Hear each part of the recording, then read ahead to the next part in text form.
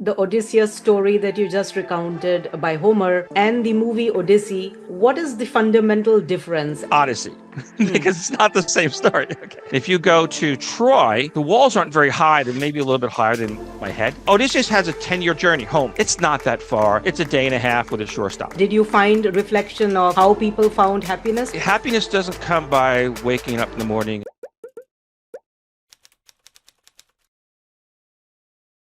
Welcome to Vyom of Happiness. This is a safe space where we bring you opinions of folks who have great wisdom to share and who have, maybe walked the thorny path and found happiness. And today I have a very special guest I want to introduce you to, and that is Bernie Taylor. Bernie, hi, how are you today? I am doing wonderfully, and thank you for having me on your sort of inaugural podcast up from your previous sessions. But I do have one complaint to start off with. There Okay. was nobody in the green room to do my makeup. So your team, you had a great tech team for the internet and the Zoom, but we need to work on the green room makeup because I'm looking a little pale. We will take that as a feedback and we will work on it. And in the meantime, let me introduce Bernie. Bernie reads the stone diaries of our ice age ancestors, and what he finds rewrites human history. Independent naturalist Bernie Taylor proves that Paleolithic cave art isn't primitive scribble but sophisticated star maps, migration charts, and the blueprint for mythology itself. And you can find a lot about Bernie's prolific work at beyondorion.com. So, Bernie, welcome to Vyom of Happiness. Thank you. And I couldn't have said it better myself, except for one thing, Mhm. before Orion.com. Before Before Orion. Orion. Yes, But that was before. awesome. You obviously wrote that because it's very good. That's much better than I could write. I appreciate it. So I you're going to believe send me in. that text. You're going to send me the text so I can use it in the future, correct? I will, of course, I will. I wrote it because I always research everyone who comes on the podcast very well so that, we can bring the best value to our audience. And It was today, brilliant. Bernie, we will allow the conversation to lead us by the hand. But just Mhm. before we talk about your exciting project around Odysseus monsters and ghosts, I really want to ask you that, Bernie, you spent countless hours, observing the Yeah. natural world with quiet attention. So, what exactly brings you happiness doing that? So what brings me happiness is to keep searching, I say scientifically evaluating, searching what is beyond the imagination. What is that we don't know? What is that we don't understand that can be grasped? And that's where I started my journey on this about 20 years, 22 years ago. And I'm still exploring. I'm still um, what else is there in the beyond? And that's what wakes me gets me up in the morning. That's what gets me into the shower, have my breakfast. What more can I learn about the human imagination and our existence? And you have probably looked at thousands of ancient monoliths and maybe cave Yeah, art. yeah, What do you thousands. think? For hundreds of thousands of years, maybe happiness has been an emotion that has been the constant, that never changed across humanity. Would you say that? Did you find reflection of how people found happiness in their lives in ancient times? What I would say is that happiness is part of it. Happiness is the ultimate outcome, but I would say that the experience on the way is what is the greater meaning. So we could say the hero's journey, which we're going to return to at the end of this program. But the struggle along the way is what creates the true meaning and the happiness at the end of the journey. That's been my experience. And that's sort of the archetypal hero's journey story. So happiness doesn't come by waking up in the morning and taking a shower and having breakfast. Um, from my perspective, happiness comes from achieving that meaning in life, which may be a struggle. Okay, so I think that sounds good. And let's jump to your most exciting project, Odysseus Monsters and Ghosts, which sounds very intriguing. And I'm sure we are going to also, develop the link with the currently running movie Odyssey by Christopher Nolan. Yes. So let's go ahead. I think the audience today is going to be in for a treat with these lovely graphics, very ornate, that you're sharing with us. Absolutely. And a narrative that you're not going to get from the movie. I saw the movie. It's brilliant. The filming, the storyline, the acting, it's all amazing. I recommend people to go to it. But don't go to it because you want to learn Homer's Odyssey Hmm. because it's not the same story. Okay. And that's okay because they're Homer Homer's had a different audience than Christopher Nolan. Um, and that's okay. That's okay. You have an audience that may be different from who's the biggest podcaster in the world, and Oh, there are so, many. you don't you have a different audience. But we're gonna talk about the Odysseus' Monsters and Ghosts, a story that many people have heard, but the nuances they've never been told before or never shared with them, one could say. And we're going to break this up into four parts. Setting the stage, the monsters we recognize, ghosts of the underworld, and the return with a question mark. Yeah, because this is theater, aren't we? Here we're on the stage today. Joe Rogan, you have a different audience than Joe Rogan, I'm sure. Joe Rogan. Um, exactly. So Odysseus is in Greek, and it's same as Ulysses in Roman. So you people hear different things out there. And Homer is the assumed author of the Iliad and Odyssey poem. He lived 8th century BCE. And we credit everything to Homer. Who knows who the authors were, who wrote things down, who told the original stories, who knows? And Homer was a bard. And the bards they played an instrument.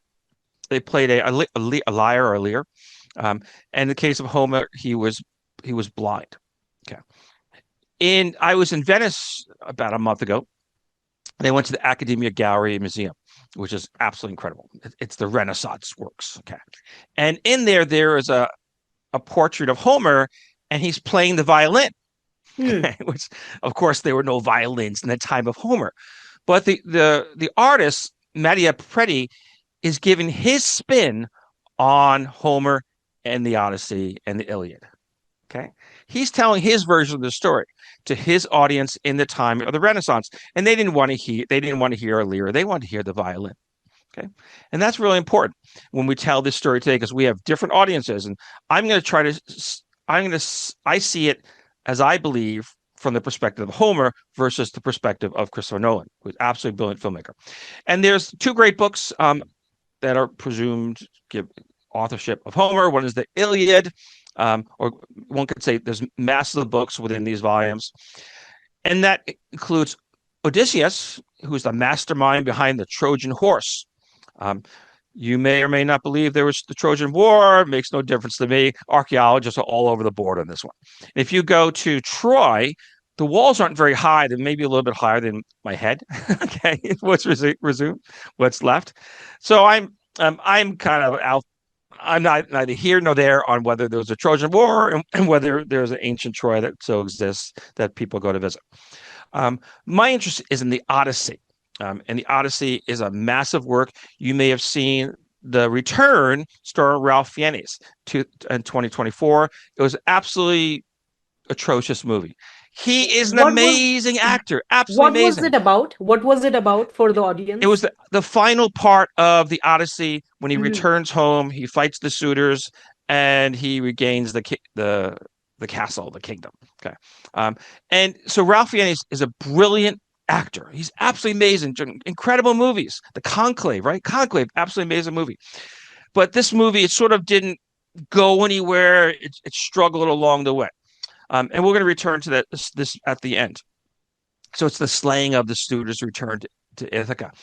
Now, the movie before us now is Christopher Nolan's The Odyssey. Just came out a few weeks ago. When I was in Athens just a few weeks ago, and there was a sign for The Odyssey. It was in Greek, and I thought it was quite interesting that people Hmm. around. I never really thought about that around the world that they're changing the names for the movie. In this case, The Odyssey was actually in Greek, and I thought that was interesting.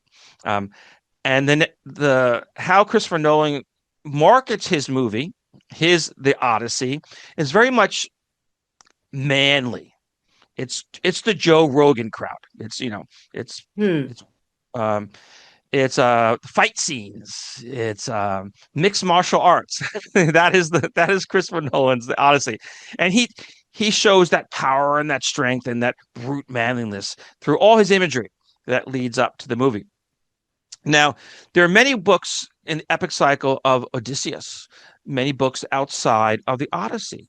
And in one of the books, the Telegony, which is a post journey of Odysseus, he has returned home and then he dies by the hand of.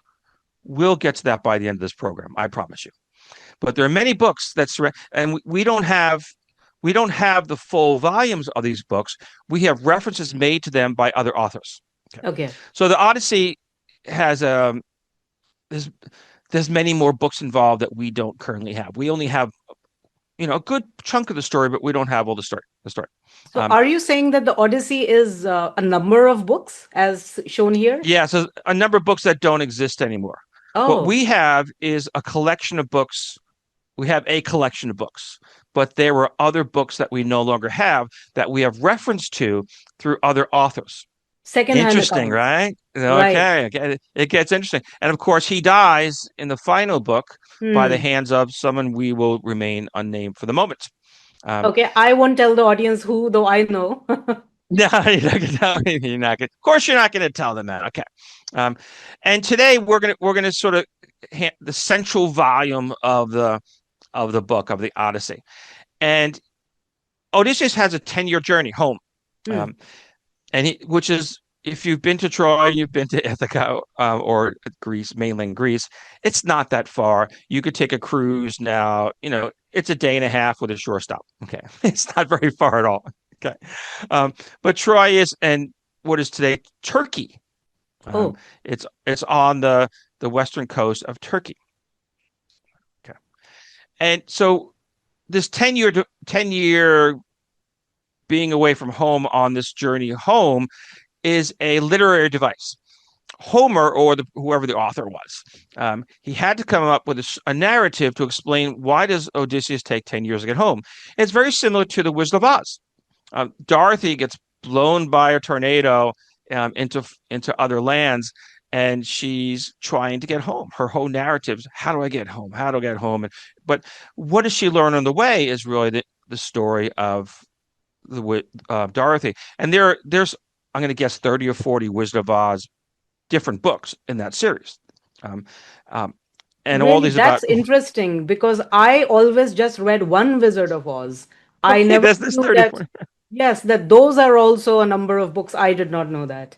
Exactly. And they're books that we do know that we don't have to get reference from other authors, that they are in your local library or Amazon.com, that sort of stuff. But yes, so the storm of Odysseus is very similar to the storm of Dorothy in The Wizard of Oz, such that it's a literary device to explain why she's gone, or he's gone, all those years. Okay. And in the central part of the Odyssey, and those sort of books of sorts, Odysseus recounts his story to the Phaeacians. And there's all kinds of, for the audience, who are the Phaeacians? So we're going to get a little closer to the Phaeacians. So if you ask the people of Corfu, they will tell you that Odysseus landed on this beach at Corfu. Okay. They will tell you that. And they'll tell you all the places on Corfu that he's been to. Where the Phaeacians are a people that only Odysseus has met. And Odysseus tells the story of all the events that have happened before that he meets them. Okay, where were the Phaeacians? They could have been Corsica. Who really knows? But the people of Corfu are pretty darn sure that it is Corfu. Okay. And so we're gonna. So this story is Odysseus's account to the Phaeacians. Odysseus washes up on the shore of where the Phaeacians are. It's called Shira, and Nausicaa, the daughter of Phaeacian king, and Queen Arete, she's very kind to him. And when she's on the beach, she's chatting with her friends about the ultimate man, the perfect person for her life. He lands on the beach. He's dressed in seaweed, which means he's not really dressed at all. And she's like, "Oh my goodness, here's my man. He just washed up from the sea." So of course, this is Odysseus's version of the story, right? Okay. It's very important. Odysseus' version of the story. Okay. And he goes to the court of the king and queen, and he hears the story of a blind bard, Demogatus, who tells the story of the Trojan War heroes. And Odysseus doesn't know the story of the demise of these other heroes because he hasn't been home yet, because he's been washing around the Western Mediterranean. And you So were the saying first that time, Bard Demodius, bards used to be oral storytellers, right? In ancient and, Greece. and, and Homer was a bard. Hmm. Okay. And in this case, Demodocus was also a blind bard, very much like Homer. And what Odysseus says during this recounting of the Trojan War heroes is, um, give him some coin because he's given us such a great poem, which is really Homer saying, give me some coin because I'm telling you such a great story. So Right. it's self gratifying in the work, but that's everybody's got to make a living, right? Okay. We're okay with that, and it's great poetry, it's great art. It's not about pinching coins off people. Okay, so here's the story of all these people, the Trojan War heroes, that he had no idea about. He also hears about himself in the stories, and the king asks him, "Who are you? Who are you?" And he doesn't answer. He doesn't answer, and that's important. He plays very coy, and then he does say who he is, and he starts to tell his story. And when he tells his story, the object, his audience, is not the king. The king is kind of this guy's washed up on the beach, dressed in nothing but seaweed. He's a bum, whereas the queen is listening to his story, and And the she queen looks was at Erita. Queen Queen Arete, the Queen Arete. Arete, very important. Okay. So the Odysseus at this point is the sole survivor of all his ships and all his men that left Troy. Okay, there's no other witnesses. Odysseus is telling his version of the story, how he lost his crew and his journey to the land of the dead. Very important, very important. So And when you was hear most people, Odysseus a king himself? Was he a well, king? Odysseus was a king himself, but he left Ithaca, his home, to go to the Trojan War, and then he's on his way back. But he's lost everything. His ships Hmm. are sunk. His men have. We'll talk about that. Okay. But yes, Odysseus was a king, and they knew Odysseus was a king because the Phaeacians were wise and wonderful people. Um, so the king has written him off. This guy lost his crew, assuming he even had a crew, whereas the queen is listening to his story. And this is the story today that Odysseus sold or attempted to sell to Queen Arete. Okay. Just as I'm attempting, as my female podcast host, I'm attempting to tell this story to you. Okay. Okay. So we're now moving so we have set the stage. We are Phaeacia, the Phaeacians. Odysseus has landed and he's telling his story.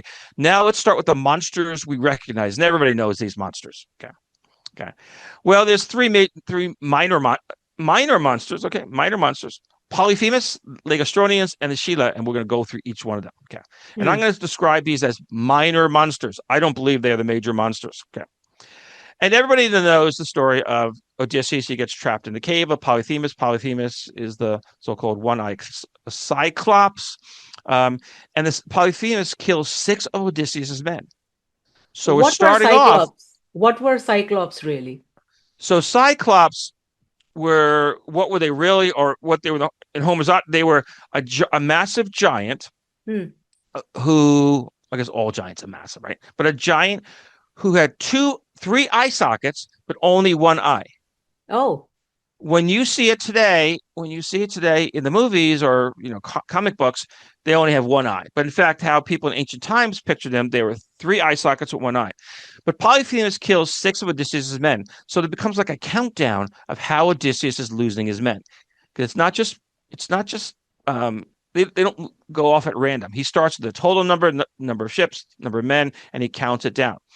And Odysseus and his crewmates, I guess his crew, they whittle down the club of Polyphemus and they stick it in his I. one eye, his one eye. And before they do that, they have made him drunk by alcohol that they've brought from from the ship. And as they sail away, which is very different from the Christopher Nolan movie, I'm going to tell you, as they sail away, um, Polyphemus says, "Who are you?" And Odysseus says, "I am Odysseus. I am Odysseus the Great." And Polyphemus says to him that I know who you are now, and my father Poseidon will is angry, and you may be the only one that returns home. So So with was Poseidon the Greek god Poseidon? The Greek So, god? yes, Poseidon was the Greek god of the Mediterranean seas. Hmm. We're going to go a little bit into that later, but he was the Greek god of the Mediterranean seas, and we're going to regroup on that later because that's important. That's very important. So again, Odysseus, through his vanity, he's angered Polyphemus, and he's angered Poseidon, and he's setting the fate for the rest of his crew. Okay, okay. And as I said earlier, it's one-eyed, but the Greeks picture it as three sockets. Now another group, another people that um, kills off a bunch of his crew and sinks a ship or two, are the Legistronians. And in the Christopher Nolan movie, they show the Legistronians as these really tall people with steel armor. There was no steel this time, but it's a great movie. I loved it.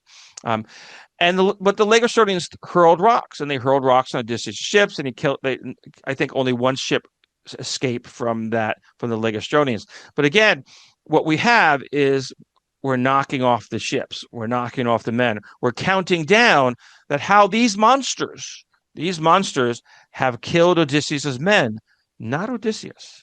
That's important. Hmm. And these are the monsters that we know.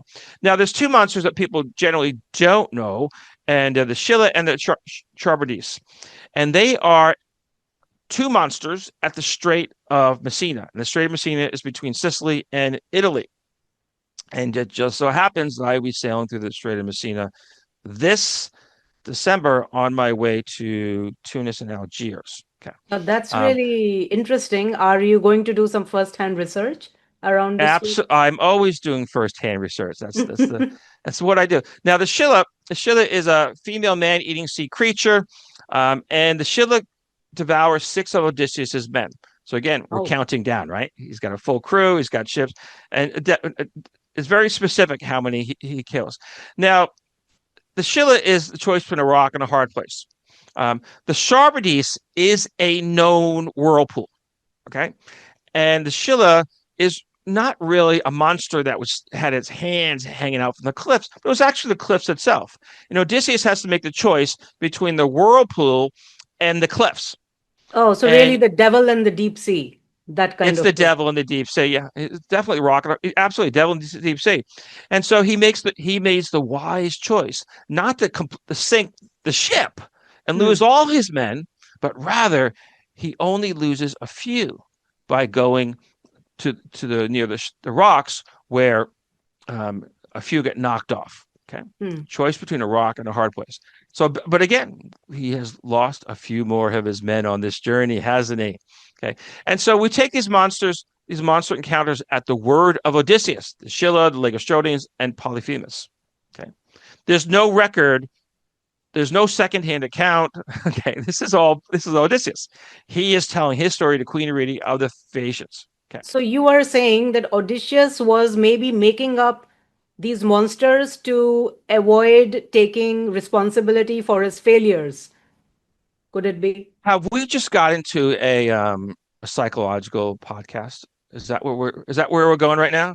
Are you We taking could me go in that anywhere you direction? want. Denial, self-denial, blame, um, because that's what it's starting to sound like in your head. But I'm just reading the book. I read the book, right? I don't know. So he meets other characters. One is Circe, Hmm. um, and he's bewitched by Circe. So hypothetically, I believe if you're married and your husband spends at the bar all night long and comes home that he was bewitched by the female bartender, you'd say, well, if you were bewitched, therefore it's okay because he was bewitched. He did, and it was not his choice. Okay, so he spends 1 year with his crew on Circe's island, Hmm. which is a completely different story in the movie, but whatever. Okay, but this is how Homer reads it, and Homer is she's a witch. She bewitched him. Hmm. And I've been bewitched many times in my life, but not in the last 10 years. Only once in the last 10 years, and it was about 10 years ago. It's the only time. Okay. So Circe, after a year, she decides that she's kind of done with Odysseus and his crew. Mhm. Okay. And she says, you need to go home. Okay. But to go home, you first need to go to the land of the dead for instructions from the Sea of Tiresias. Okay. What was the land of the dead, and who was the Oh, we're seer? going there. The land that is the underworld. Oh, That is where we all go the in world the of Hades, where Hades that rules. is it is Hades. Hades, Hades. It Right. is the final resting place unless you believe in reincarnation. Do you believe in reincarnation? We do. Yes. And We I'm do. okay with that. I'm okay with that. And if was to be reincarnated, what do you believe I would be best be reincarnated as? I think a naturalist again to take, A your natural, work forward. maybe an eagle where I see everything. Yeah, it's a symbolic, but yes. Um, so he goes to the land of the dead. Where is the land of the dead? Which is your very question. Hmm.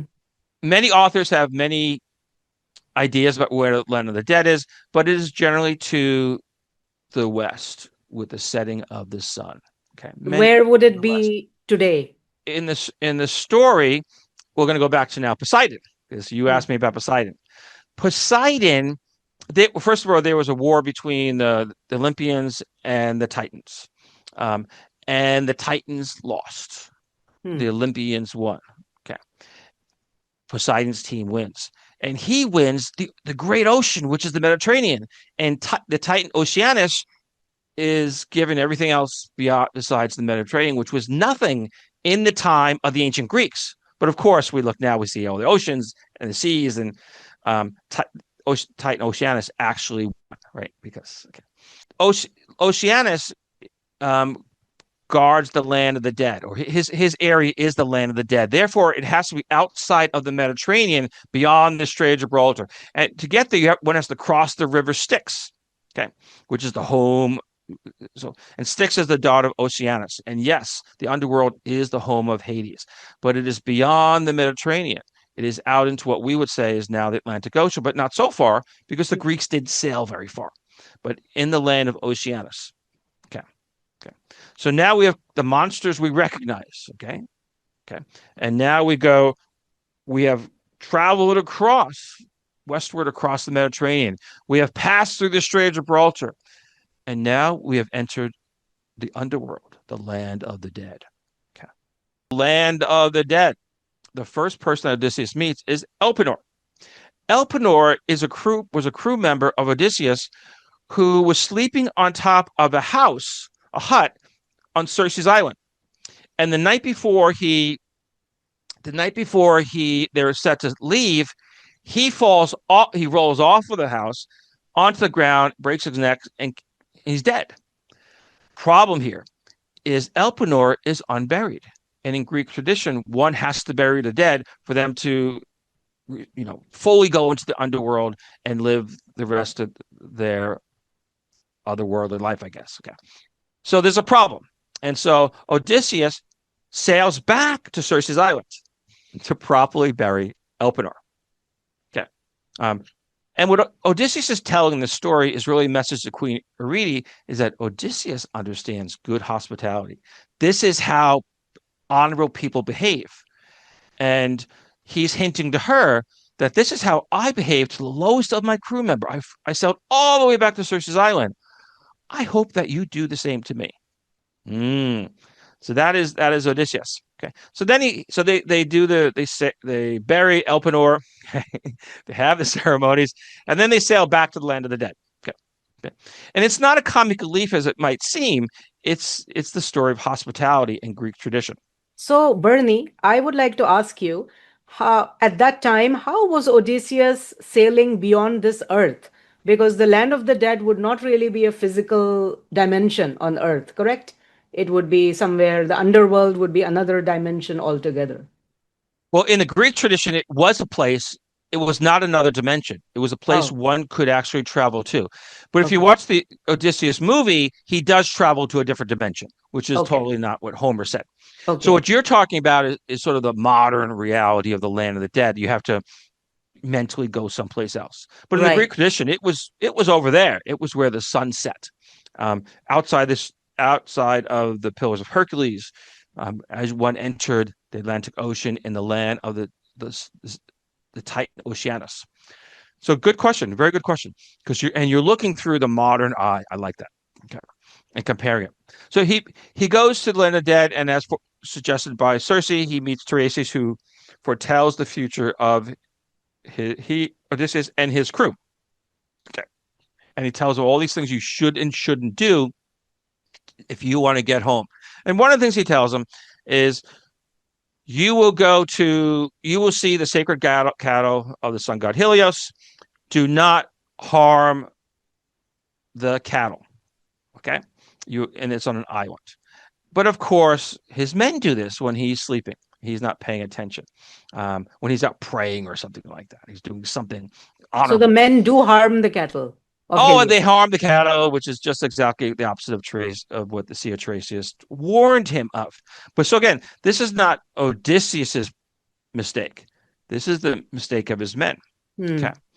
and of course, Zeus exacts his revenge on his crew, and they pretty much all die. Hmm. That's kind of how these things happen, right? But again, it's telling the story of how all these his crew members are being knocked off one by one by one. That it's not the fault of Odysseus, other than his vanity to Poseidon.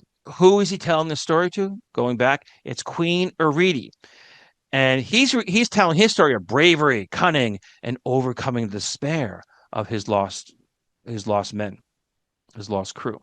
Um, so he's very cunning, one would say. Um, that I'm not at all. I'm not at all. Okay. Now, many people have told the story. Many people have illustrated this, and you can tell the ones that read the book by who Odysseus is looking at. If Odysseus is looking at the king, they didn't read the book. But the ones that he's looking at the Queen Eurydice, they read the book, as I did. So he's in the underworld, and Elpenor is buried at this point. He passes Traceus, and the first person he meets in the underworld would be the one that Queen Eurydice would expect most. His mother. His mother. He tries to hug his mother 3 times, but she's a ghost. He can't hold her. And he asks her, how about my father? How about my wife? How about my son? So, because he's a really good guy, Odysseus. He's a family man, right? He's a family man. The same family man that spent a year with Circe. He always bewitched by Circe, right? Right. And that's the family man you want. So then this is important. And this is something that's completely blown over by other people who discuss, I mean, just about everybody except me who discuss this. Who are the next ghosts? Well, the next 13 ghosts. 13 in line are all women, every one of them. And when you What? hear other people speak about the ghosts, they say, well, he met a bunch of ghosts. Well, no, no, no, no. He didn't just meet a bunch of ghosts. After his mother, he has 13 female ghosts in a row. So why are these female ghosts significant Right. in what he's pitching to Queen Eurydice? So this is very much a Joe Rogan doesn't want to hear this narrative, and that's why he has invited me on the show to talk about it. Just put it out there. Okay. Okay. And then 4 of the ghosts appeared in the Iliad. So he's made up a whole bunch of other ghosts. Okay. Only 4 of them appeared in the Iliad. 9 of them are new, and they appear for the first time when he's speaking to Queen Eurydice. They have no historical narrative in the Iliad or the Odyssey. They appear at this time. And so, what does Odysseus need? Well, he needs clothes. I mean, he has no clothes. He has no clothes. He arrived with seaweed, and presumably they gave him something so he could be in the court. But it's not his. He needs food. He has absolutely no food other than the seaweed he ate in the beach. Right? Okay. He needs riches because he wants to go home, but he doesn't want to go home with seaweed and an empty belly. He wants to go home as a hero, or a triumphant hero, one would say. Okay. And you drew a modern parallel with the Christopher Nolan's movie Odyssey right here. Oh, yes, yes, yes, yes, yes. Because Christopher Nolan has, oh, he wants, of course, clothes. He wants food. He wants riches, and he wants passage to the Oscars. Right? It's the same thing. They're looking for effectively the same thing, except, um, you know, and truly, Christopher Nolan is over his head financially on this project. Just as Odysseus has nothing left, Christopher Nolan is deep in debt. He has nothing left, right? Okay. So Odysseus needs a big win and he needs help. And his audience is the movie backers. Okay. Hmm. They're banking this whole thing. Okay. Well, it all worked out, but just to let you know, it all worked out for Christopher Nolan in the first week. He grossed 124 million in the US and Canada and 264 million worldwide. That's huge. That's just the first week. No need to shed any tears for Christopher Nolan. Okay. If you were, I saw your pain and I felt it. No need to shed any tears for Christopher Nolan. Okay. Okay. And so in Christopher Nolan's movie, which is an absolutely brilliant movie, and I highly recommend to see it, he's doing the same thing as that artist Academia Gallery who has Homer playing the violin. He's spinning it differently for his audience. It's fair game. He's not the first one to do it, certainly, because the artist in Venice did it, right? I mean, and he's not the last one to do it. Everybody's spinning the Odyssey differently for their own audience. And now, except me, because I read the book, and I'm telling you, I've done this for both male and female podcast hosts, so I didn't make up the story for you. I could have, but I didn't. Okay. One question was, why were those women, 13 women, why were they women ghosts? And why did he make up some of them for the queen? I mean, why did he need to do Oh, that? here we are. That's the next there. So what you want to know is, who are the ghosts? Yes. Who are these nine ghosts that first appear in the Odyssey? Very good. Well, the first one that he encounters is the ghost of Antiope, an Hmm. Amazonian queen. So the Amazonian queen, that's pretty big, right? Amazonian queens were in matriarchal societies where the queen was number one, and the men, if they existed at all, were subservient. Hmm. Okay. And that's a pretty good one to start with Queen Redi, isn't it? He's pitching her that Antiope, an Amazon queen, came to him. That's good, right? And her beauty attracted Zeus. And then the ghost of Alcmena. Alcmena was the biological mother of Hercules. The adopted mother of Hercules was Hera, the goddess Hera. Um, and so she was the tallest, most beautiful woman in the world and the wisest, surpassed by no person born of mortal parents. I mean, she was incredible. She was absolutely incredible. In the next big wedding in Venice for what's the Amazon? Who's the Amazon's king? Amazon.com king. It's who just had the wedding. It is Today, nowadays, Amazon? Amazon King. The Amazon Prime, Amazon Books, Amazon. Who just had the big wedding? It was in Oh. Venice. Who owns Amazon.com? Oh, yeah, this why I'm also blanking out. This is Okay, okay. So you can imagine yes. Jeff Bezos. Alchemy, Jeff Bezos. Jeff Yes, Bezos. Bezos. Yeah. So Jeff Bezos, these two women would have been A-listers that would have been invited to the Bezos wedding. I mean, Oh. clearly they were A-listers. Not only were they invited to the first Bezos wedding in Venice, they'll be invited to the next Bezos wedding in Venice, because he's the kind of guy that's going to renew his vows, right? You give him that Hmm. one, right? He's totally the kind of guy who would do that. Okay. Okay. The next ghost is Leda, mother of the hatched Helen of Troy. Okay. Seduced by Zeus. So she was so beautiful that Zeus seduced her. And she's the mother of the most beautiful woman in the world, Helen of Troy. Okay. So So again, seduced by Zeus in the form of a swan. So that's Zeus took former the swan. form of a swan. Yes, the form of a swan. And that's why, yes. And so and that's why Helen of Troy was hatched, per se. So again, A-listers among women, right? Among women, okay. And the ghost of Phaedra, okay. So she's the daughter of King Minos, and she fell in love with her stepson. She kills herself. Um, sort of a it's a how do I say it's a tragic story, but it's a story of a very powerful person, a powerful woman. Okay, that's the important thing. She was a woman with deep passions. She chose to make her own way. The ghost of Ariadne,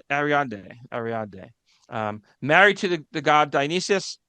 She helped Theseus escape from the Minotaur. Okay, so she's a great hero. Is a massively great hero. I mean, help Theseus escape from the Minotaur is absolutely amazing. And And her her Jew crown became the constellation Corona Corona Borealis. Borealis. Does does she say A-lister to you? Yes, of course. She does. So he's got all these A-list from the ghost of Process. Now this one is a tragic story. The husband, Cephalus, goes off to war. He believes that his wife is cheating on him. He returns in a disguise, and tries to seduce her. She says no. Then he accidentally kills her with an arrow while looking for her lover, I guess, her lover. And so it's a tragic story, but again, it's a story that a man has harmed a woman. So this can be, you can draw parallels with Shakespeare's story Ophelia, or one of those, right? It was a Shakespearean story where the husband kills his wife because he suspected her. Of infidelity. Yes, yes, yes. It's a terrible. It's These are terrible stories. So again, these are all the A-list women would have been at the Bezos wedding, this last Bezos wedding, and will be at the renewal of their vows in Venice next time. Um, So the question is, before we go to the next one, is Odysseus trying to get some kind of supernatural status in front of the queen well, by talking? not supernatural status, but the highest of the A-list. He has Right, gone to the underworld, and all these A-list women, came to ghosts, him. they've come up to him. He didn't go searching for them. They came up to him one by one by one. Right. Okay, and so he's saying that I he's in that crowd. He's in the A-list woman crowd, just as Queen Arete could imagine herself being that A-list crowd of ghosts someday. And that's what Hmm. she wants. She wants to be immortalized among those greats. And I'm sure she was. I'm sure she was. And I think about this. I think about the scene where Neil deGrasse Tyson and I were, hanging out in the White House, chatting about science, and Obama squeezes in on the picture. I've got proof of the whole thing. It just is what it is. And I love Obama. I voted for Obama twice, but I believe that he's got to give us some space in the science world. Okay.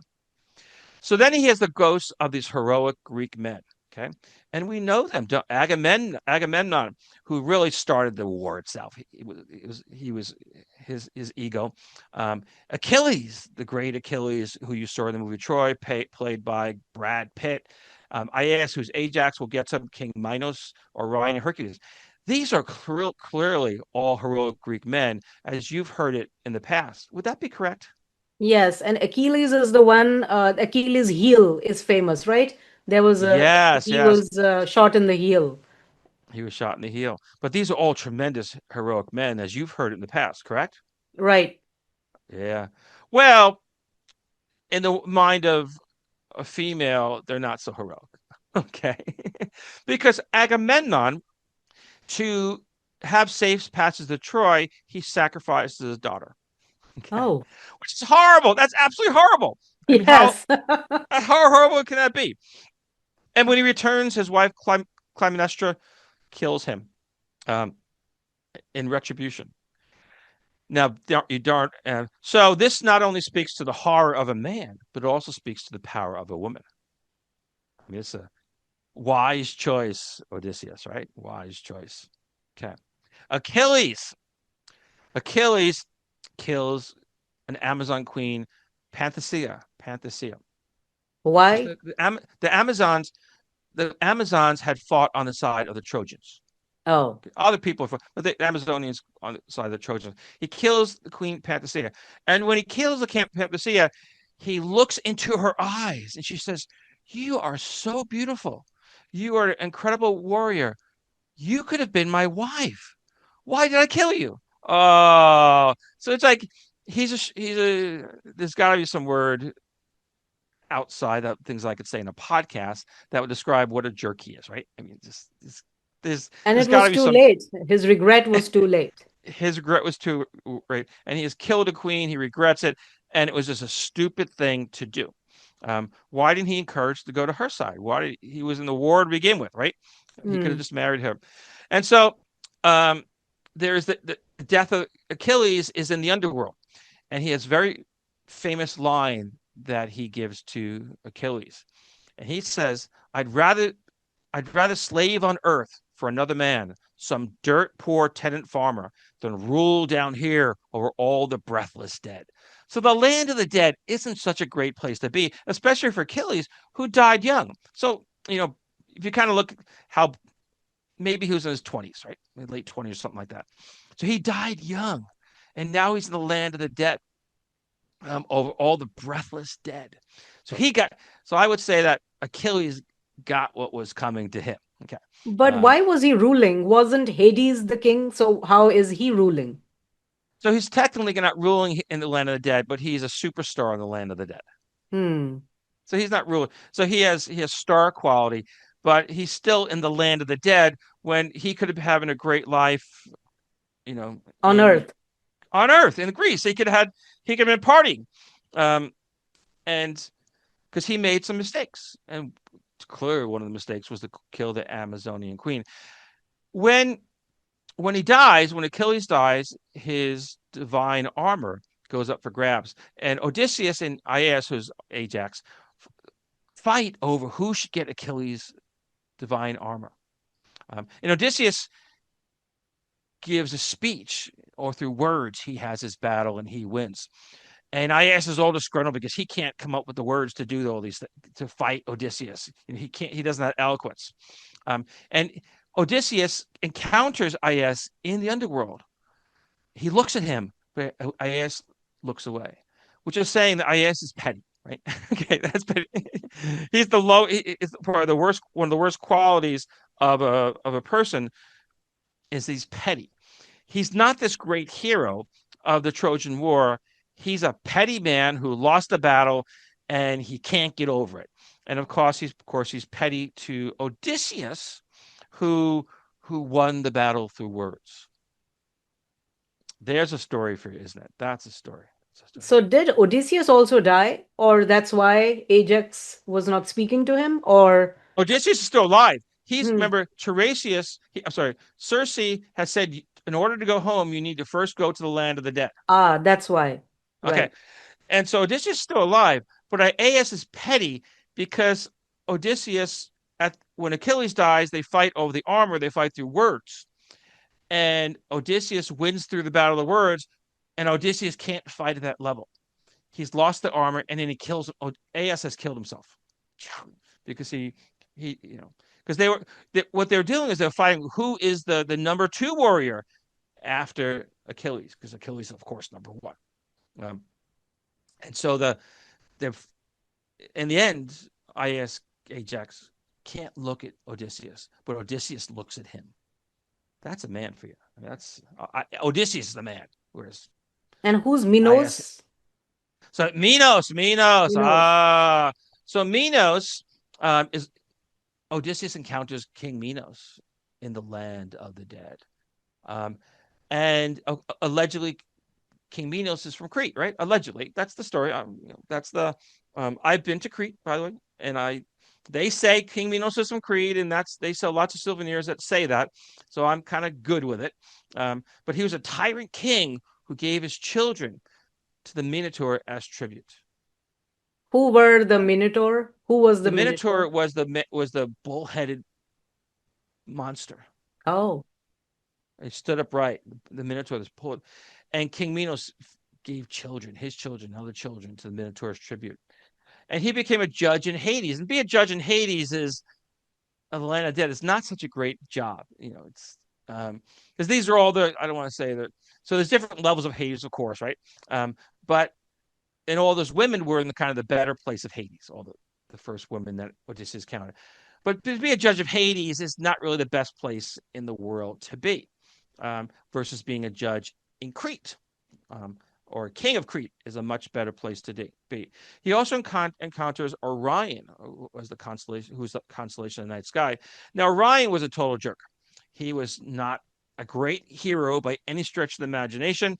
He slaughtered animals wherever he went. He also had his way with Merio on Chios, and her father blinded him. So Orion is a blind warrior. And so he's really, he's a bad guy. He's a bad guy. And Queen Arete, he's the bottom of the barrel, whereas people think Orion is a great hero. He's not. Well, I don't believe that Odysseus actually met Orion, because Orion would have been in the night sky by that time. So he made that one up. Okay. He definitely made that one up, I would say. And then he also meets Hercules. Oh, the great Hercules, right? The Hercules is a great hero, right? Right. But Well, he slayed his own children, he you're slayed saying. his own children. He got drunk and killed his children, right?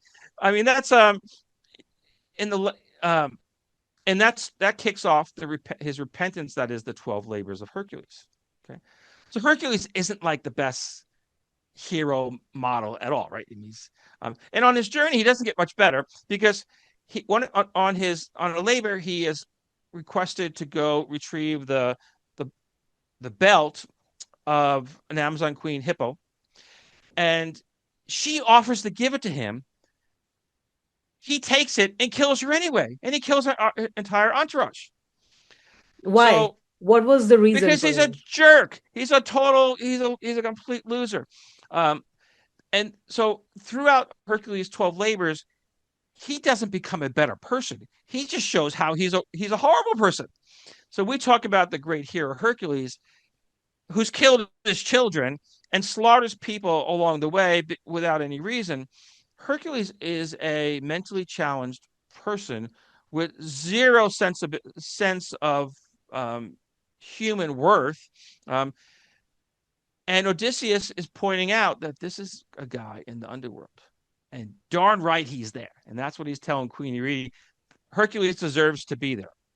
But, he So wasn't tell really me there. this, Bernie, like Hercules, Orion, why are these people glorified today as heroes after the things they did? Oh, yeah. Well, Hercules does end up in the night sky, so he never really met Hercules. But good question. Very good question. Because the Greeks were patriarchal. Ah, Men had their way in whatever way they wanted to have their way. Zeus could seduce women, as a swan, whatever he wants to do. Men had their way in this patriarchal world. All men were heroes. If Achilles slays an Amazonian queen, she deserved it because she was matriarchal. This is the Greek mentality. This is the mentality that Odysseus recognizes, but he's flipping it around. And he's feeding it to Queen Arete as these guys all got their due. hmm. They're all, damn it, in the land of the dead. And they're not happy at all down there. Okay. So that's how he turns the story. He turns the story for Queen Arete. So are these heroic Greek men, Agamemnon, Achilles, Aias, Minos, Orion, Hercules? Not at all. They're horrible people. They're just terrible people. But without looking at the story, understanding their background, these people are just, one thinks they're heroes. Now, the Greek listener who heard Homer or whatever the story, whoever told these stories, these poems, they knew about all these ghosts. They knew about all the female ghosts, and they were all kind of like sort of super heroine types, right? They're all strong women, powerful women, and they knew the flaws of these men. The audience knew it. And so when it reads in Homer in the Odyssey, he doesn't tell all these side stories. He just says in this order, this is who Odysseus has met. So are And you it saying, how does Christopher Nolan portray them? in his It movie? doesn't exist. None of these exist. None Oh, of these they don't actually exist. appear in his Land of the Dead. Okay. None of these characters are in Christopher Nolan's story. Also, the 13 women ghosts are not there. They're not there now. Ah, You know why? Because Christopher Nolan's audience is not Queen Aridi. His yes, audience is the Joe Rogan crowd, right? And yes. nothing wrong with Joe Rogan crowd. It is what it is. So there are other ghosts in the Land of the Dead, and these are actual criminals that everybody identifies as criminals, and they're all bundled up with these Hmm. allegedly heroic men who are really monsters. And there's Tydeus, and he attempts to violate Leto, the mother of Apollo and Artemis. He spends his time in the underworld being tortured by two vultures who fed on his liver. But you know that story because that story it parallels with Prometheus. That Prometheus steals fire, and he has his liver eaten on. And then one day Hercules shows up that and saves him. Okay, he's actually So, chained how to the could mountain. somebody try to, violate the mother of such a powerful god as Apollo in the first place? And that's why he goes to hell for that, doesn't he? Hmm. And that is exactly why he goes to hell. And he's tortured by the vultures who feed on his liver. And the liver is one of the body organs that self regenerates. And so the Yes. Greeks knew that, which is actually pretty cool. It's a very good narrative. But which came first, Tydeus or Prometheus? I don't know, but it's their parallel stories. But yes, um, that's a living hell, isn't it? To have every day have your regrow back. And then there's Tantalus. Tantalus, similar to Prometheus, he reveals secrets of the gods, and he's made to stand in a pool of water below a fruit tree, both hungry and thirsty for eternity. So these two are criminals, right? But they're all in that same line. They're after all the female ghosts in the line with these allegedly heroic men. What Homer. what secrets did he reveal? What secrets of the gods? I don't remember that. I don't remember that, but that I'll have to look that up. Okay. And then the Sisyphus tries to cheat death, um, and he is tasked with pushing a boulder up a mountain. And as soon as it gets to the top, it rolls Rolls down. He has to keep down. pushing it up again, and that is the story of Sisyphus. So he falls in. He like these three. They're criminals, right? I mean, they're Greek, criminals, and everybody knows these stories in one way or the other. Um, but again, they're mixed in with these other men, and so we can really. It's not six monsters, heroes that aren't really heroes and are monsters, but it's really nine of them. They're all bundled together. He doesn't mix them up. He doesn't put them ahead of the female ghosts. He puts them all after the female ghosts.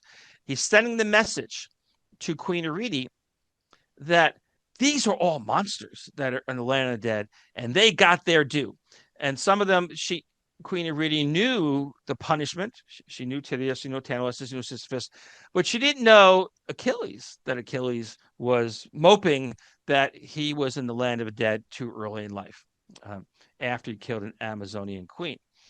So um, there's a the order of this is very important as he sung it to Queen Aridi. So there's 12 A-list women, awesome women, plus Anticlea's wife, Anticlea's wife, and there's 9 monstrous men, truly monstrous men. So that is the third scene in our great theatrical play. So the And then story that is that the queen was a feminist, and so he was talking about the great women ghosts and the monstrous men ghosts who were now getting their due in the underworld.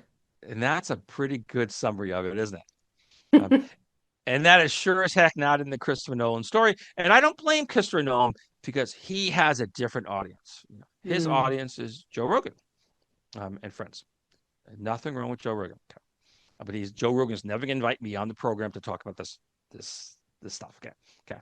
So Odysseus, in his version of the story, as we read it in the Odyssey, he lands on Ithaca, that is his homeland, his kingdom, and he's dressed in robes and he's got riches. And then he meets Athena. And Athena says, this is probably not a very good look. You're never going to be able to defeat all the suitors up there. Um, let's rethink about this. And the so she transformed him into a beggar. That's Odysseus's version of the story. But what really probably happened in the story, or you can read it between the lines, that is that Queen Arete didn't buy any of this stuff. No Oh, clothes. She gave him food. She gave him passes home, but no riches. In her mind, this guy is a scoundrel. He has given this whole narrative about all these female ghosts and how wonderful they are, and how they were so nice to him, and then he gave me all these monstrous men and told me they were monsters and that they were truly living in hell. She doesn't buy the story. But how Odysseus says it is he lands home, he's giving all these riches and robes, but then Athena says, maybe we should change the look. And she dresses him up in robes. And when he lands on the beach, that's a story that we find in Ralph Fiennes' 2024 movie, The Return. And as I said, I love Ralph Fiennes, but I thought it dragged on a little long. It's got a great scene of Ralph Fiennes, fighting off the suitors and all that sort of stuff. It's a good movie. But is Odysseus, truly a hero in the sense of, one could say, Joseph Campbell, we know wrote The Hero with a Thousand Faces. It's his name's on the book, and we know he did. Okay. Um, what was this book about? What was the book? so what Joseph Campbell did was he took all these great heroes, right? Odysseus and Achilles and so forth, and he tells the story of their lives and shows that their stories all overlap with each other. That there's not really one hero, but there's a common narrative of all these heroes. And what Joseph Campbell says, is a hero's journey cycle. Okay. And the first part of this cycle, there is the call to adventure. Okay. And so, did Odysseus have a call to adventure? Absolutely. He is called to the Trojan War. He is called on these other adventures and so forth. And he has second part of the hero's journey, supreme ordeal and initiation. He had a lot of supreme ordeals that he made up in his head to sell Queen Arete to explain why he lost his crew. So, Hmm. did he really have a supreme ordeal and initiation? I don't know. I think that was a stretch on the part of Joseph Campbell for so it's a stretch. Okay, but we'll give him credit on that one. The next part of the hero's journey as this cycle is unification transformation. At any point in this story, do you believe that Odysseus had psychological unification, transformation, and became a better individual? No, I No, think not at all all. these were stories to It's manipulate the harvesting queen. Yes. So, justice. So he doesn't have any wholeness of consciousness. Um, mm.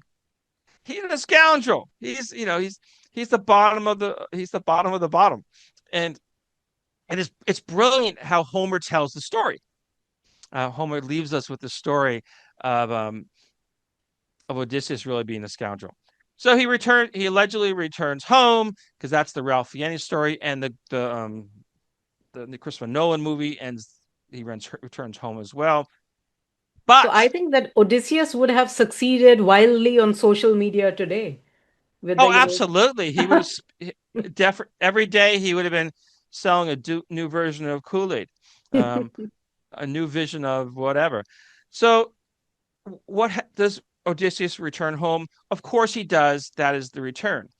But remember, there's other books about this, about Odysseus. And one of the books is the Telagony. So post Ithaca, so he returns to Ithaca, that happened. He slays the suitors, that happens. Becomes king, that happens. But then he leaves again. He's a restless soul. Um, and when he's out and about, he's killed by the hand of his son Latinus. Well, where's Latinus come from? It was a son he birthed by Circe. Remember that year that he was bewitched? Okay. And Latinus doesn't know who his father is. He's killed by his own son. So So in how the did end, anybody know later that Latinus was Odysseus's son? They did not really have DNA testing in those days. because Circe was not a woman to fool around. And you can travel back in time, and you can go back, count the days and the months and all this sort of Right, stuff, and figure right. out it. So Latinus was Circe's son. I mean, And Latinus has its own history that I haven't followed, but it ends up in Rome of sorts, and he becomes the origin of Latin language and all that sort of stuff. Okay. But he has his own narrative, which is beyond the Odyssey. But yes, Odysseus is slayed by his own son um, after being bewitched by a woman. Okay. So did Odysseus know his audience, Queen Arete? Did he know his audience? I think he thought he knew his audience, but the queen was able to look through him. So he thought he did. Not only that, she looked through him, but she channeled all those female ghosts that he conjured up. She realized that she wasn't going to be swayed by this guy, this Mm, scoundrel, in the way that all the other ghosts were. Well, so Christopher Nolan knows the audience, 264 million worldwide at the end of the week. Clearly, he played it better than Odysseus. Okay. So in summary, Odysseus loses all his men. He loses the ship, and he creates all these monsters um, to explain truly his poor seamanship and leadership. Queen Arete holds the fate of Odysseus in her hands, and he feeds her all these stories of ghosts, which speak to the strengths and undue suffering of women, as well as recognizing male monstrosities. Okay, and Odysseus never fully returns home to be a king, ultimately slayed by a child he fathered through Circe. I think that this is not my story, right? I didn't write the Odyssey. I read the book. I read the book as an adult. I read it line by line, and I went back and I looked up all the characters that Homer refers to. And I knew a bunch of them already, and I could see that there's a pattern that Homer has with respect to Queen Arete. Um, but nobody else talks about this. They'll just say, "Well, there was a bunch of ghosts," um, but there weren't just a bunch of ghosts. They were very specific who they were and in the order. And I think it's a fascinating story. Have I touched your soul? Have I changed your direction in life? Um, would you go to see the movie? I will absolutely go to see the movie. And at the same time, it's interesting to know your view on this. If today Odysseus had AI, what do you think he would have done differently, or would he have done the same with Queen Arete? What are your thoughts? Or he would have done the exact same thing because he is a scoundrel. We start off that Odysseus was he deceived his after 10 years of war in Troy, he deceives his way through the Trojan horse into the kingdom behind the walls. Okay. His entire life story is about deceiving other people Mm. by swaying them through words, as he would put it. But in fact, he was a chronic liar. And Now, Homer's telling us that if we read the book, if we look into the characters that he's referring to, and who is Odysseus' audience, it's Queen Arete, clearly. I think this is the perfect subject. So my guess is that your audience is maybe 80, 90% female. Just a guess, just a guess. not And really. I think my audience would be interested because, we at Vyom of Happiness tend to bring in very diverse speakers like okay, yourself. Or, like we had an Olympic champion on the show. We had a yogi on the show. So, we okay, bring in okay. So you diverse got a mix, you people. got a mix. Okay. But Yes. your audience is people who look into the sensitivity of people, the Yes. sensitivity. And this is a story about how somebody has completely broke all social norms um, in the sensitivity of polite circles, but pretends that he actually has gone to the highest pinnacles of social norms. The whole story, Elpenor falls off the roof. They go all the way back to Circe's Island to bury him properly. I mean, that's complete. Odysseus. There's nothing about Odysseus that would say he would do that. Um, but it is clearly how you know how he manipulates a situation. What I think is actually brilliant is how Homer wrote these poems and the narration. That there's many levels one can read the Odyssey, um, and there's many perspectives that Odysseus, or I'm not Odysseus, Homer, whoever the writers of the Odyssey were, they were brilliant. They understood the psychology of people. Hmm. And they clearly knew the history or the mythological history of the ancient Greeks. And I'm just amazed by the intrigue and the levels of understanding in the work. In fact, if we draw a modern parallel with the hero's return, actually, Odyssey never really returned back to his kingdom. Oh, oh Right, yes, he did not return. And even today, we aspire towards career success, inner peace, and they are never enough for us, so we also never really return to our natural state of peace, calm, happiness, success, sure. just like he did not return.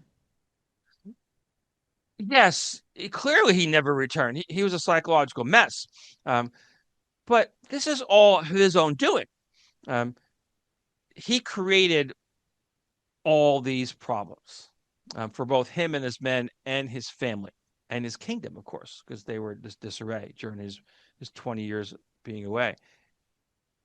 Yeah, it's just I think that if someone said to me, "What is the most brilliant book that's ever written?"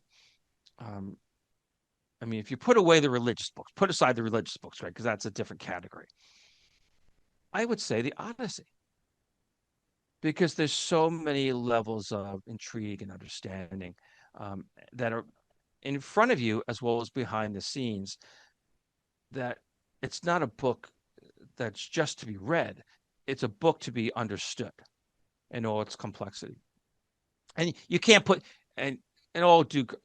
Christopher Nolan has a great movie, and Ralph Fiennes, it was an okay movie, but you can't put all this complexity into a movie.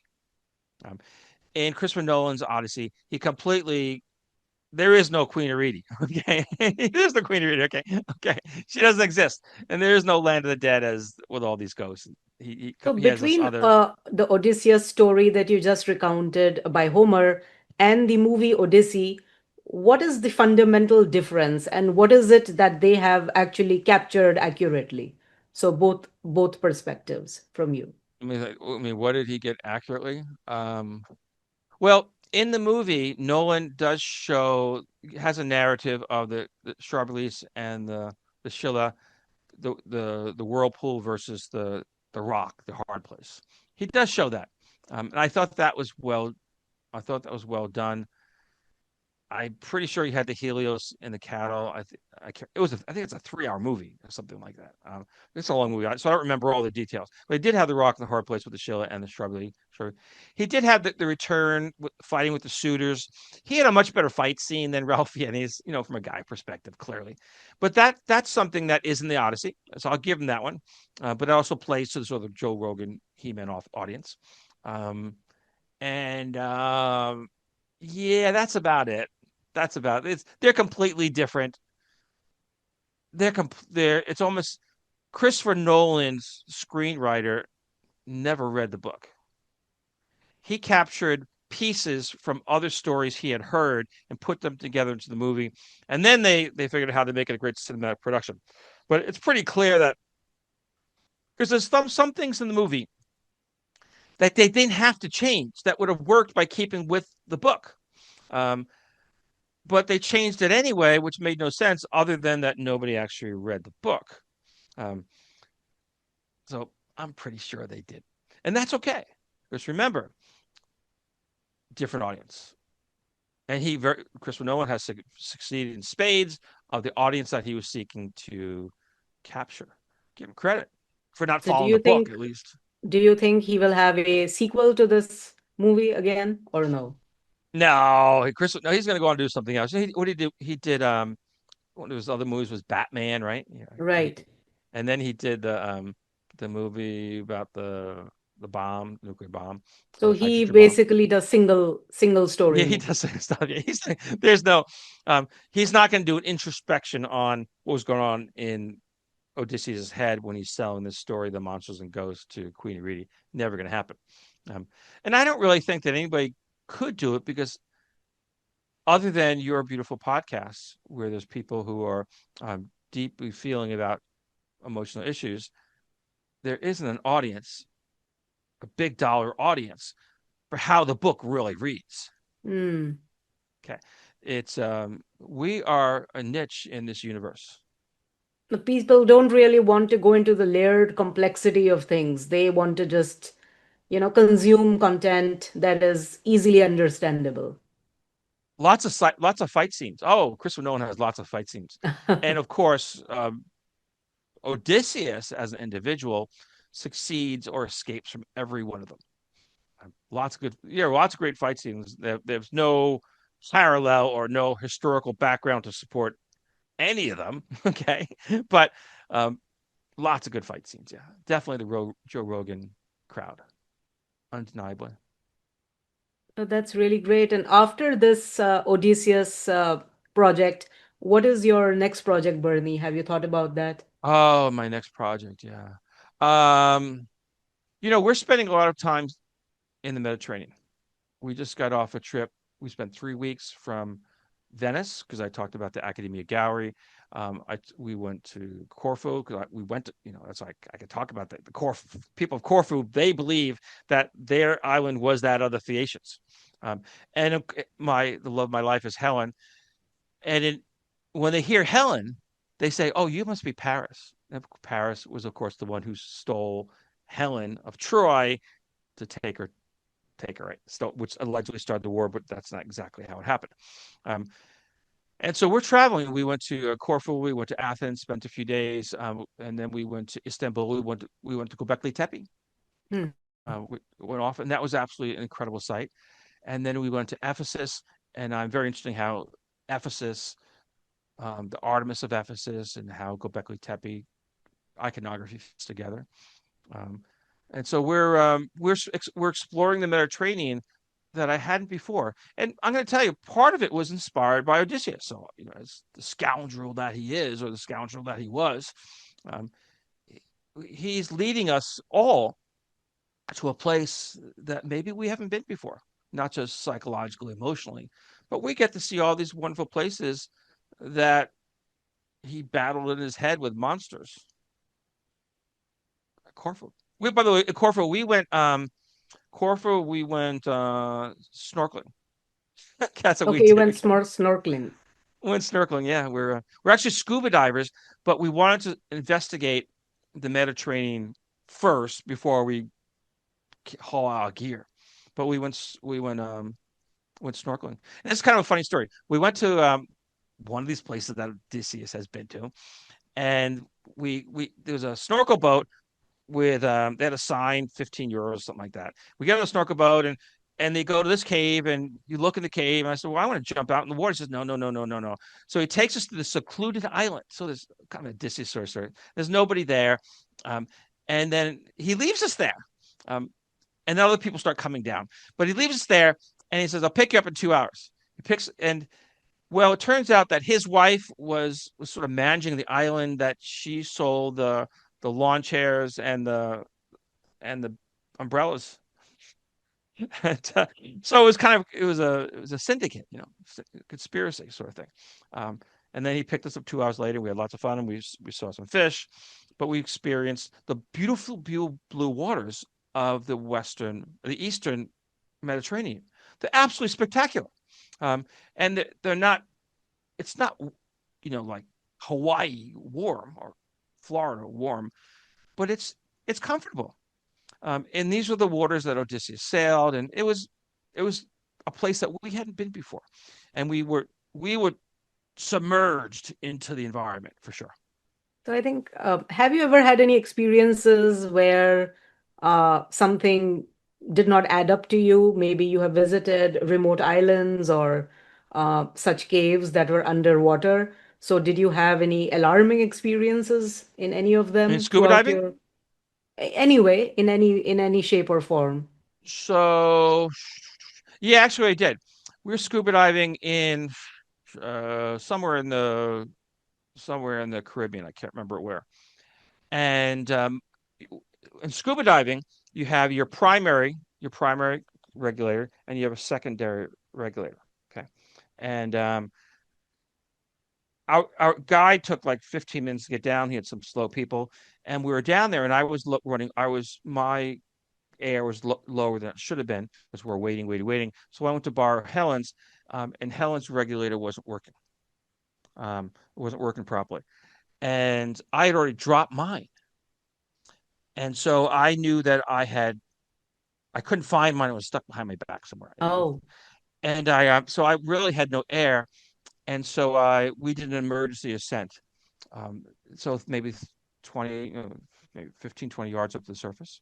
So I had no air for like a few minutes. And number one problem is that her secondary regulator, which was really my emergency one, and I was going to borrow some of her air, didn't work. And it should have worked. mm, Oh, it was Belize. It was Belize. That's where it was.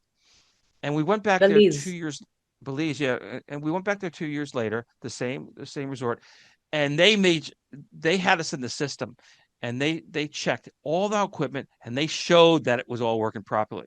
So yeah, I was out air for a little bit, and you can't go up too fast because the bubbles get in your brain or something. The nitrogen. So yeah, that was one for sure. But we followed out. Nobody panicked. We followed our safety precautions, our training, right? Deep down our training.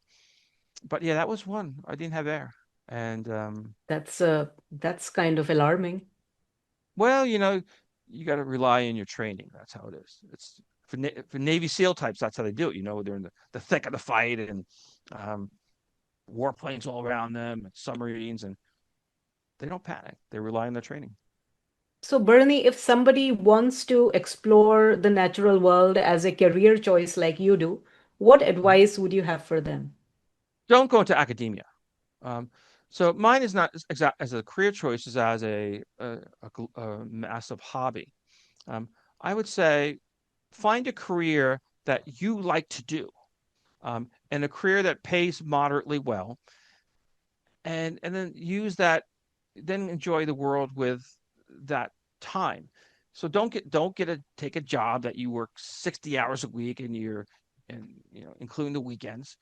Find a job that you're you're at happiness with, that you have free time off, time that you can explore, time that you can get on podcasts and share your world experiences, maybe start your own podcast on the side. Um, find your find your world and what makes you happy. Don't chase money. Don't chase big houses, whatever the story is, or fancy cars. What is it that makes you happy? Not things that you believe will make you more famous, will make you more noticeable, that you believe other people admire you. Focus on the things that your inner self will be at ease with and be happy. That's my recommendation. And then everything else will work out. If you have your health, which is huge, and your sanity, there's so many things you can do in life. But if you degrade your health through drugs and alcohol and stress, you have nothing. I think, today was a very beautiful podcast with you, Bernie. We were at the crossroads of mythology, really, and the natural world. Mhm. And it was really fascinating to learn more about, I can say, one of the greatest classics of ancient Greece, as well as Christopher Nolan's movie Odyssey. And it was really a pleasure having you with us today and talking about all of these things, which actually were great eye openers for me. Thank you for being on Vyom of Happiness.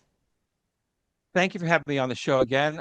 This is my third um, meet with you Yes. experience, and I'm always open to do it in the future. And I wish you and all your viewers peace and happiness in life. Thank you. It was absolutely great. And I'm sure that with your new project, we will be coming back with you very soon again. Um, and with this, we come to an end to today's episode of Vyom of Happiness. This was Bernie Taylor, who gave us an extremely interesting perspective to, how even in ancient times, people were swayed by emotions, greed, manipulation, happiness, sadness, disillusionment, and those things have never changed.